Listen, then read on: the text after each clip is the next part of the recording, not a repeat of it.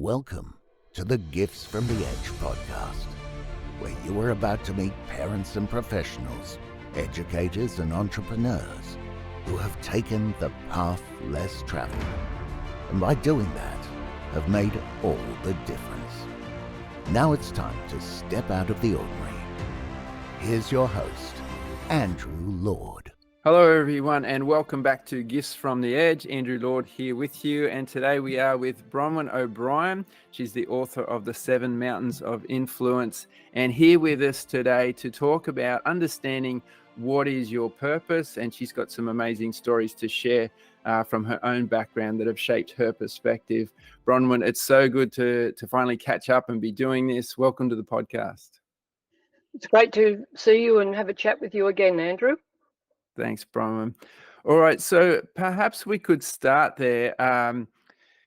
We were just discussing people not really understanding their purpose. You know, that's got a huge overlap with the work that I do, helping people to understand identity, build through mindset, and then develop strategies for their life. Can you just tell me a little bit about, what that means to you, helping people understand their purpose and why it's important? Yeah, for sure. I probably am similar to you in seeing the need and talking with people. And over my many years, I've done it just in general conversation. And then in my Christian circles, of course, I've been in churches and I've been involved in virtually every area except music because I can't sing. But somewhere I've never felt fulfilled or satisfied. Now, I'm naturally a businesswoman. I love business. And I couldn't find a place in church, and saying to God, well, what's the purpose? What am I meant to be doing? And how's this meant to really work? Very clearly, he said, this is, your purpose is not within the church. Your purpose is to bring the kingdom. And I was sort of like, how does that work?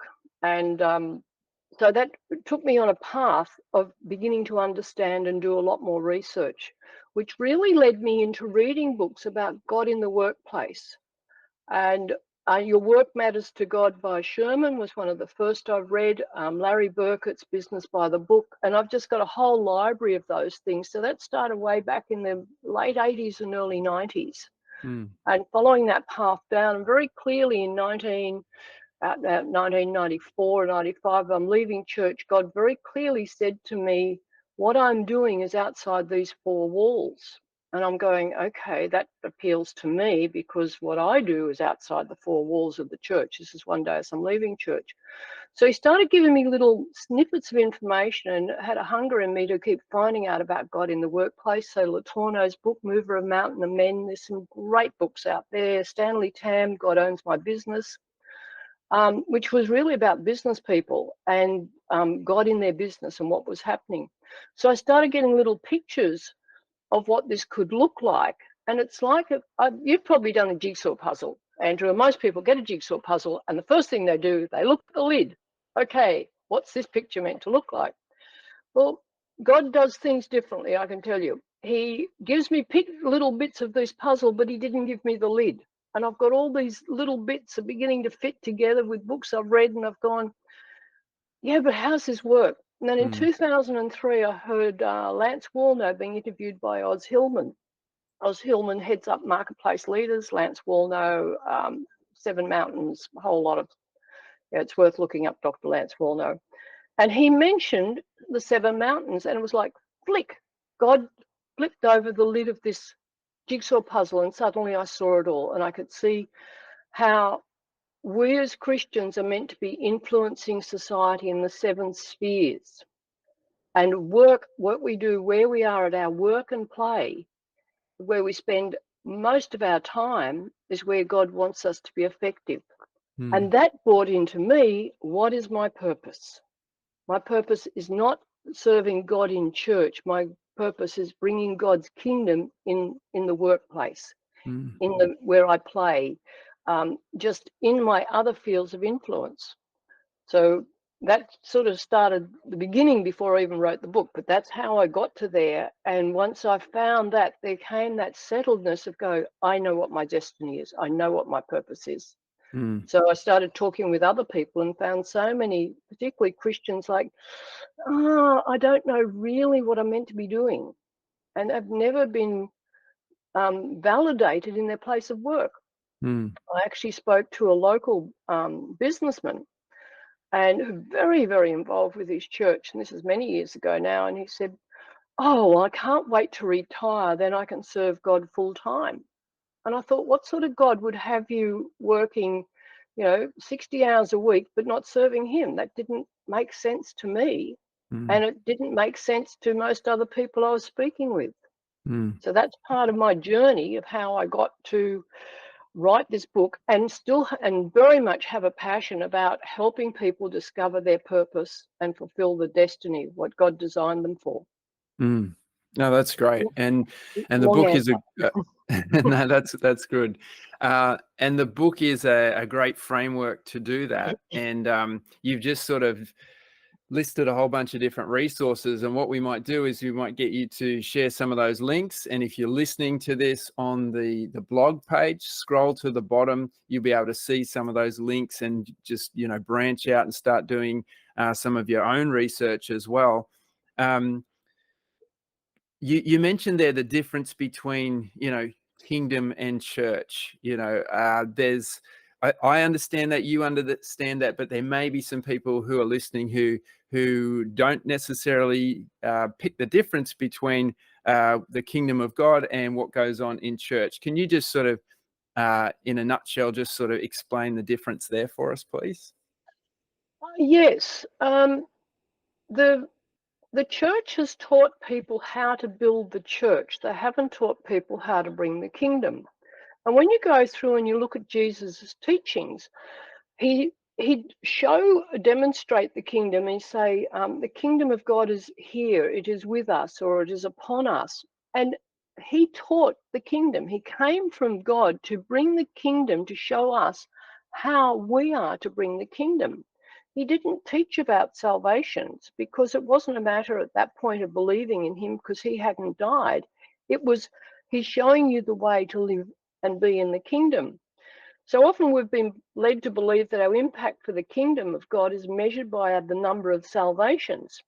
But as you begin to understand your assignment, you'll see it's not about how many souls you have won, but whether you've taken on the sonship of God, who Jesus was, and used your authority, your talents, your skills, your passion to influence, infiltrate, occupy your assigned territory. You bring the kingdom. And it changes atmospheres, it changes environments. We bought a house in one of the roughest streets of our local town, which from low socio-economic group. And people didn't want to live there. There was drug dealing, there'd been murder, and it was like, who wants to buy there? And when we bought it at an amazing price, because nobody wanted to buy there, but it was like God said, buy it. Now he said, change it. So we started changing the atmosphere, praying over the street, and God would show us very clearly, like the spirit of violence, the spirit of discord, the spirit of this, just bind it and bring the kingdom in, bring the kingdom in. And I'd say probably within about 8 years, not only has it totally changed, it has been for us an incredibly profitable street in terms of real estate, because we went on and bought 3 other properties and have developed those. And now it's no different to any other street in the town. So you can change the environment. You can, and that gives you, it's not because you're getting a sense of self-satisfaction, but you do, but you know that the people living there are under a different spiritual atmosphere. And they're going to be more open to hearing the gospel of salvation, because they're not living with the trauma of the demonic influence over that area. Yeah. All right. So let's unpack the book. I feel like we're sort of touching on principles now where people just need to understand the general principle of the book. So the book's called 7 Mountains of Influence, and I will put a link for people to either contact Bronwyn or go get your own copy. Is it on Amazon or anything like that? It's on Amazon. It's also on my website, and my website is the7mountains.com. Yeah, awesome. So we'll put those for Yep. people to go and explore. So just in a nutshell, if you could kind of just basically explain the principle to us, that would be great. Well, I'll explain very briefly. I'll just run through what's in the book because that gives you the idea. It talks about, first of all, where we are today in society and church, and there's been a disconnect between church and society. What is the assignment that Jesus had, which he passed on to us? Then an understanding of each of the mountains, and the mountains are just a word for saying the spheres that influence society. So we know that government influences what happens. We know that family, education, media, religion, all of those have an influence, and they have a very specific way of influencing. The need to know yourself and know yourself as a son, and the steps and things that you can do in growing spiritually. Then how to find your passion and your desire, because that's going to be the key to your purpose. God's made us each so uniquely individual. Some people just love racing cars. That's not me. Those people in that area are going to be the influence. Like we had Daryl Beeman, who was a jockey. I think he won a Melbourne Cup. That was the area where he could influence. Learning how to be your best, the things you can look after yourself in terms of just simple things like, what you eat, what you exercise, how much sleep, just some really basics. And I put that in there because some people I've realized haven't learned those basics. They've watched TV, but they haven't, and that doesn't tell you the stuff that's good for you. Then the spiritual equipping, because to bring the kingdom, you need to understand curses and blessings. You need to understand the power of fasting, the power of prayer, quiet time. There's a host of different things there, just to sort of say, hang on, I can be more effective in my assignment if I have some of this skill set behind me. Listening to any prophetic words that have been said, because that'll give you a bit of a pathway of what you're destined for.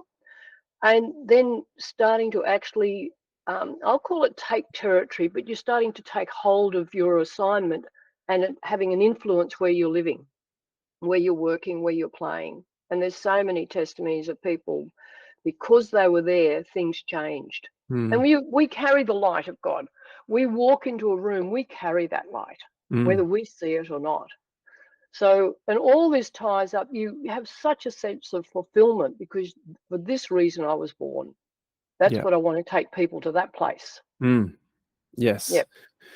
Yeah, it's just reminding me of the workshop I did earlier in the year, and hope to do again, the Activate workshop. Yeah, that was all around finding that identity, and that was the feedback that I got from a lot of people, is the encouragement that they got and the confidence that they got, knowing what that thing is, whatever the thing is that God's calling them to do, to go and do that. It just puts you in a different frame of mind, doesn't it? It's empowering, it's exciting, it's freeing, like you say, when you realize that it doesn't have to be within those four walls of a building, that it can be wherever you live or operate. It's just a very liberating thing. I wanted to ask you about, so that there's those 7 zones of influence. Brene Brown talks about the slash, and she talks about being the, say, a mother / teacher, or I'm a doctor / influencer, like a social media influencer, or doctor / businessman, for example. What are your thoughts on that? Like being in 2 spaces at the one time. Like, I can tell just from you talking that you have a high degree of understanding of spiritual things. So you probably kind of operate in that way. But you also mentioned that you're a businesswoman and an entrepreneur as well. So you kind of have a foot in 2 camps, so to speak. What are your thoughts there? That's interesting. Many years ago, a pastor in a church, we'd been having a discussion. He said to me, I don't understand how you can be so spiritual and be in business. And I said, I don't understand how you can be in business and not be in the spirit. Because the spirituality is who you are. the other things you mentioned are the roles that you fulfill. I am a Mm, mother, I'm a wife, I'm a grandmother, I'm an entrepreneur. They're just roles.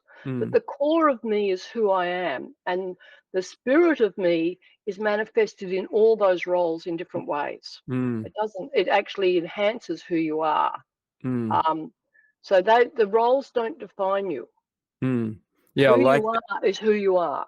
Yeah, so there's Bronwyn, the businesswoman, who is different to Andrew, the businessman, and Yep, then there's Bronwyn, the parent, who's different to Andrew, the parent. The that's character right. flows through in the different roles. Yeah, yeah, I like Absolutely. that. Yeah. Yeah, that's good. It's clear talking to you that you have a unique perspective. We spoke earlier before we came on the podcast here about some of your stories from your background. Like, can you share with us some of those challenges that you've gone through in your past and how they have shaped those perspectives that you have today? Yes, when you mentioned that and you said what challenges, the first one that came to mind, when I was age 7, I contracted polio from the vaccine. The Mm, doctor at the time said the only place you could have got it was from the oral vaccine, and which resulted in me being totally paralyzed from the neck down. I could turn my head slightly side to side. I could not put a finger to a thumb, couldn't do anything. Couldn't move my legs, couldn't move my arms. And as I was recovering from that, which was intensive physiotherapy, in that time I spent a full 12 months, 366 days in hospital, wow. apart and separated from my family, who visited often. So it built in me, oh, look, as I was recovering, I would have a go. I can remember the day I could hold a pen. It was just the most amazing feeling. I could actually put a finger to a thumb. Mm, And celebrating that win. That's carried with me. I celebrate the wins because mm, every win is a win. The other thing it built in me, have a go because I've got nothing to lose. I can't do it now. And if I have a go and I can't do it, I'm no worse off than when I was first started. But if I have a go and I can do it, like learning to walk, like learning to stand, like even being able to roll my wheelchair using 2 hands to move the wheelchair, you've got nothing but to lose by having a go. You're either going to be mm, in the same place or you're going to be in a better place. Okay, sometimes I fell out of the wheelchair and I ended up in a slightly worse place, but I learned don't don't operate the wheelchair in that way, or don't go down a slope that steep. There was still a lesson. You still learn. I also probably learnt very much when I went to school. From that, I had calipers on, and I was called iron legs, and they tripped me over and they wouldn't pick me for teams when I eventually got my calipers off. And what other people think of me didn't matter. I knew who I was, and I'm not going to be influenced by what they think. They don't know what I've been through. They don't know how hard I'm trying. So their opinion really doesn't count. mm, I can remember in primary school, they were picking kids for uh, rounders or something, or rather, and we had 2 teams, and one of the girls, about 11 or something, one of the girls said, well, I don't want Bronwyn on my team because she can't run. Because it's going to slow us down, we won't win. And the teacher resolved it. The next week we came up for teams, I said, I'm going on Karen's team because she hasn't been nice to me this week. So that changed the whole dynamic, because they decided if they didn't want me on their team, they had to be really nice to me, because from there on, I chose which team I was going to be on based on how the people in that team treated me. Wow. Um, and so you just learn that, I'm in charge of who I am. I'm in charge of what I think. I'm in charge of how I feel. They can only influence me if I let them. And I Mm, think that's carried me a long way through life, going, that's just one of the key things. I had to learn a lot of resilience. I've learned to be pretty tough on that. I learned to fight because I didn't like being called names. So mm. I'd used fists and legs and bricks and sticks and Wow. um, yeah. I mean, yes, I didn't like being called names, but also it didn't change who I was by being Mm. called names. I was just going to fix them up, like this is as a kid as you're growing up. Yes, Um, yes. So Yeah. yes, it was a disadvantage in a lot of ways. There's a lot of things I couldn't do, but I learned a lot more compassion and understanding for people that couldn't do things, because prior to that, I was as fast as one of our state runners, and I was a year younger. There was nothing I couldn't do. And then I understand the frustration for people physically when they can't do something. So everything is a gift. And you're talking about gifts from the edge. Even the most, I had a little later in my 40s, I had a medical thing, and which was life-threatening. And I looked at that and I went, what is the gift in this to me? What am I going to learn about me? What can I uncover? Why am I carrying this thing? I have created it. It wasn't there when I was born. I've created it through my thinking. I've created it through my eating, my actions, whatever I've done. What is the gift? And who are you in this gift, God? So in unpacking that, took me on the edge of faith, to the very edge. I thought it was either God, you healing me, and he told me he'd heal me, or you're taking me home. And I was right on the edge, and God healed me. But I discovered stuff about myself. So any adverse situation, there is a gift in it. Just say, thank you for the package. Let's unwrap it together. Let's find the core of who I am, and let's find the essence of who you are, God, because you want the best for me. And I'm going to discover a face of you I've never known before. Yeah. So it's just you don't fight it, embrace it. Yeah. Yeah, that's good wisdom there. That's great. Thank you, Bronwyn. If we could just, if someone is thinking about, okay, I don't know my purpose, I don't know the thing that I'm supposed to be doing, the mountains of influence are so far off in the distance that I can't even, even begin to think about influence. In my book, Thrive by Design, it moves through 4 phases. It starts with identity, then through mindset, because as you've just shared, mindset shapes how that identity flows out. Then strategy, planning on how you're going to do something, but eventually that strategy, as you're starting to have some wins in your life, sooner or later you come to a point where you're leading, where you're having an influence and you're serving other people through what you do. So there's kind of that inside out flow, and I recognize that in your book as well. If someone's right at the beginning of that, if they're just thinking, I don't know where to start, what advice would you give to them? Look, just get a bit of paper and you write down what things. Okay, I say this to people: if I had to meet you in a library, what section would I need to go to find you? I love that question. I read that in your book and I thought that's a great coaching question right there. Yeah. Am I going to find you in with sailing boats? Am I going to find you in the gardening? Am I going to find you in the business section? I know for one of my sons, if I had to meet him, he's going to be in business. Don't even bother looking at gardening or cooking or anything else, or history or science. Another one's probably going to be in the marketing and sales section. He's going to be in business. Actually, all of them are going to be in business. That's who they are. But there's other friends I'd go, one of my particular friends, I go, she's going to be in gardening, cooking, sewing. She'll be in the sewing section. Let's go to the sewing section. Or she'll be in family, something family. So that's the first thing. What books have you already bought? And get a bit of paper and write out what things do you like doing? What things are you naturally drawn to? Because your purpose is a natural flow. It's not something you have to work at. Like some people are just naturally, I've got a granddaughter and if it can make a mark, be it chalk or a pen, or we've got concrete around, she has drawings everywhere, every single day. Her sister rarely ever has a pen in her hand or does any drawing. Now we're talking about 5 and 7-year-olds.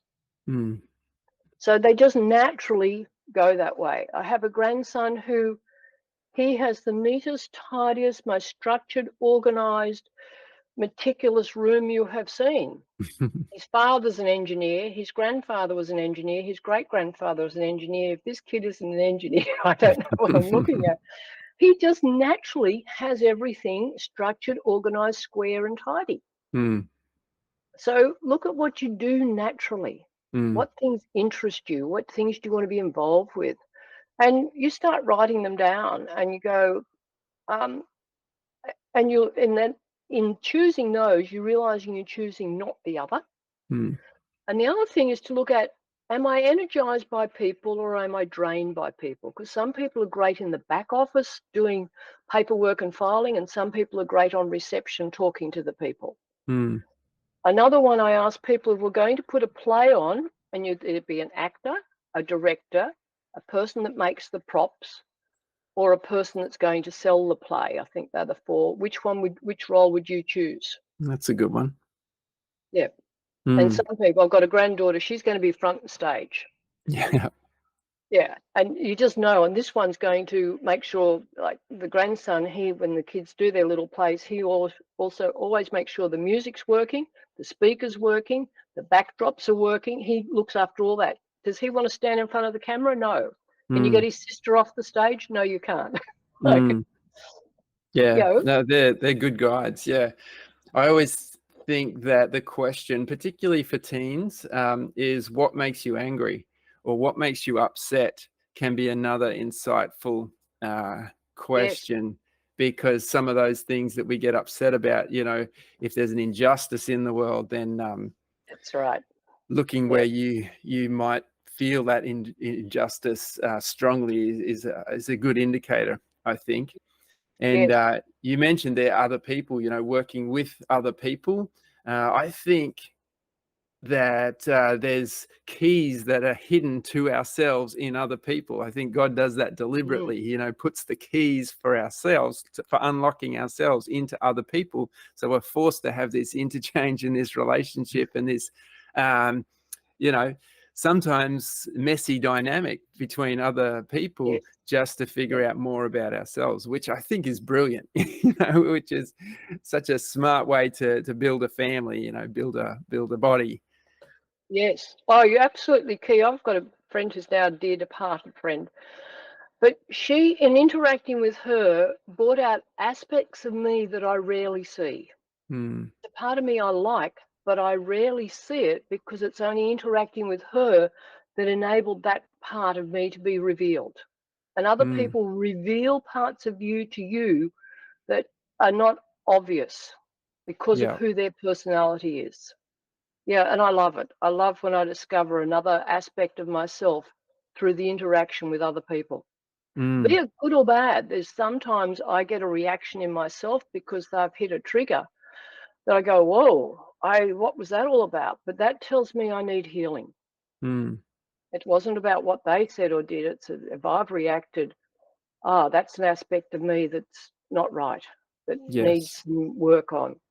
Yeah, no, other people will look at marriage. Come on, can't they bring out the best and worst in us? For sure. Yeah. And you wouldn't give it up for anything. Yeah, that's right. Yeah. And it's amazing how the people that we're with seem to be perfectly designed to either push buttons or, bring out strength. It's incredible. It's wonderful. Yeah. Is there a particular mountain of influence that you are excited about, that you're passionate about? That's a good question because we often do these different things and they say, what is your mountain? And I go through it and I go, well, I probably know it's not celebration, and it's not necessarily government, though I'm very interested in what the government does. But I think it certainly comes into, I call it mountain of spirituality. Most others will call it religion. I have my reason why I prefer spirituality. Family, I think, well, we're all in family. Some of us have a career in family, such as doctors, nurses, counsellors. Even what you're doing often, Andrew, is in the family because it's dealing with the personality and the people themselves. Education I think I'm an educator. I am a teacher at heart. I automatically teach, automatically coach. I don't have to think about doing that. Mm, So you can certainly have a crossover. You can mm, be in 2 or 3 mountains and be strong in 2 or 3 of them, because if you look at a doctor who can not only be a doctor, but he can also own the premises and rent them out to other doctors. So he's both a businessman and a doctor. mm, But the one that would motivate him most, mm, is he more interested in working with patients or building a business, will mm. tell you which is his strongest mountain. Yeah. And that could apply. Um, and we will all have, there's the 7 mountains of me, which is, how do you run your own finances and economy? How do you govern yourself? How do you Mm, educate yourself? What do you listen to as your media? mm, How do you celebrate? What is your own spirituality? So you actually have these 7 within yourself as well mm. to So look we're at. like a microcosm of society, Yeah, within ourselves. And what a yeah, great place to start training, start thinking, yes, yeah, yes, within yep, ourselves. Yeah. yep. Yeah, Oh, how do that's we good. interact or manage in each of those areas? How do we govern ourselves? That's a challenging one at times. Yeah. If you were to leave some final words of wisdom for anyone listening to this podcast, um, some small, simple steps that they could take, what would you suggest? Hmm. I would suggest you spend quiet time, no TV, no radio, no noise, and learn how to meditate. Mm, Be still. Um, you can get meditation programs and things, and they can be Christian, or just do the simple, I'm going to be still, quiet my spirit, quiet my mind, still my body, and listen to the core of what's inside you. Because out of that will come your solutions, it'll come your dreams, it'll come your motivation. mm. Be still. Yeah. Yeah, that's great advice, and a good place to finish up. If you're listening to this podcast, I hope that you're in a place that you can do that right now. I hope you're in a place where you can finish this. Don't go on to the next one. Go and do that. Go and get quiet and see what comes up. Are you a fan of writing things down, or you just think that it's best to just get quiet? I do both. I journal almost every single morning. I start off, good morning, God. What's on your heart? What's on my heart? What's the day got? Yeah. And then I generally from that go into 15, 20, 25 minutes meditation. So I'll Mm, probably do 10, 15 minutes writing, and then I'll do probably a minimum of 10 of, okay, God, I need to hear from you. What's on your heart? What's going on today? yeah. Yeah. So I do both almost every day. Mm. No, Then that's read the brilliant. Bible, read some personal development stuff, do some exercise. I've got about a 2-hour routine in the morning, provided I get out of bed early enough. Cold mornings make it harder. Yes, yes. Nice. Thank you so much for being with us here today. For everyone listening, I'm going to put a button. Click that button. You'll be able to go to Bronwyn's website and check out some more details about the book. And I encourage you to get your copy. I've certainly enjoyed reading it. Thank you once again, Bronwyn. Really appreciate it. Thank you very much, Andrew. And there you have it. I hope you enjoyed that as much as I did. I really loved being able to unpack some of those deeper principles with Bronwyn. She's a really switched on woman. She's a smart business leader and, of course, the author of The 7 Mountains of Influence. Now, just below wherever you're listening to this, I've put a whole bunch of links that Bronwyn sent through to me so you can go and do your own research, start looking at some of the books that she has developed her understanding with, and of course go and visit her website, the7mountains.com. Don't forget, if you live in New South Wales, the Maximise Business and Lifestyle Mentoring Program is available for you. It is free, at least for the rest of this year. Don't know how long that's going to last, but if you'd like to know more about that, go to andrewlord.com.au/mentoring. All right, that's all from me for this week. Hope you're having a wonderful one. Bye for now.